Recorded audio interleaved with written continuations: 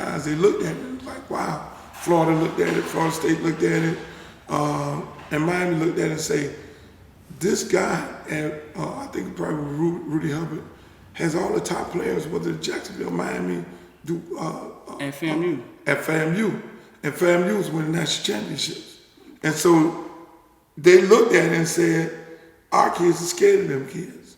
You know, in Howard Schnellenberger, I remember clearly, you know, because back then we had like Swamp City, and you had Liberty City semi-pro teams. Yeah. You had all these semi-pro teams, and Howard Schnellenberger came back after that game and took semi-pro teams and say, oh, y'all scared of black people? I'm gonna take these semi-pro teams and go down here and we're gonna scrimmage. And he brought the semi-pro teams down to the Green Tree and they fucking scrimmage. And they bashed their head in. They say, y'all ain't ever gonna be scared of no black people. But at the same time, we're gonna start recruiting these kids from Dade County. This ain't gonna happen. FAMU ain't gonna be able to get all these kids. Hold on, take me back. FAM had all the best kids because we were coming out of a time where we went to black schools, right? That's what I'm guessing. Yeah, well, no, the white schools wasn't recruiting them. They weren't recruiting. They weren't having no black kids coming to Coral Gables, not in those large numbers. But they wasn't winning football. University of Florida had Nat Moore and maybe a couple other blacks. Yeah. You know, Florida State, you know, nothing. So FAM and Cookman would get the top players. That is why they ran. I mean, at one point, FAM was going Division I. They were beating so many people so bad. This was in the early 80s, late 70s? It was in the 70s, yeah. Yeah? Yeah, you look it up. FAM was the school. I mean, to the degree it still is right now, but it's a difference. But FAM would get all of the top players. Well, where's these stories at in the history books? Like, cause you don't. They don't want to tell those stories. They don't want. That's why they got you. That's why they got you. Yeah, because I'm sitting here listening to you say that, and it's like this actually happened, but you don't. You know what I'm saying? It's not. You don't hear it. Yeah. Right. So Schnellenberger saw that and was like, hey. But that same story is for baseball, and it all kind of went down the same way. Yeah, it's the same story for Bear Bryant. Right. When Bear Bryant, you know, when he brought black athletes to play for Alabama. Yeah. You know, he saw how fast they were. He saw how athletic, and he just, in Alabama. Right. Fuck this, I'm going to get me some black players. Right. You know, and so Schnellenberger saw it the same way. They were getting a few black players, you know, but not by the boatloads. You know, in Coral Gables, and after that game, that changed University of Miami forever. And he started recruiting the local kids. Yep.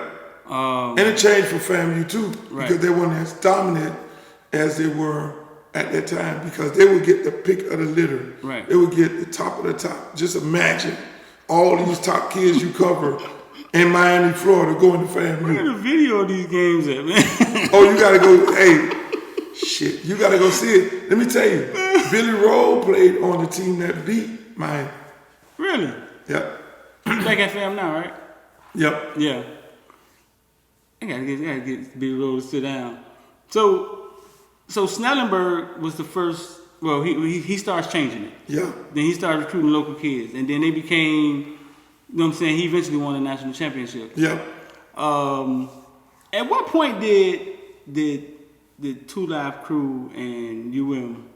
So, I mean, again, going back to that original question, you know, I'm in this group, you know, look, I'm a Miami fan, diehard, Miami fan, you know, put my jacket on. Okay, what we're going to do is we're going to put on a Miami jacket, let people know exactly where we're from. We're going to put on the Hurricane. At that time, Hurricanes weren't that relevant. Right. You know what I'm saying? It was on the uprise. So we put it on. Stop right there. So they wasn't relevant yet? No. Y'all putting on that Hurricane stuff had to have something to do with them becoming market relevant nationwide, no different than NWA and Compton. Correct. Because we didn't know what for Compton was until they said Strata Compton. Now, you know what I'm saying? Right. So they wasn't relevant yet. You guys put it on, and it kind of grew at the same time. It grew at the same time. It became an attitude. because our attitude, it was us against the world. You know, we're going to jail, cops trying to put us in jail. We're rebels, straight rebels. Right. So it coincided. So the team and the players that came there were fans of the music.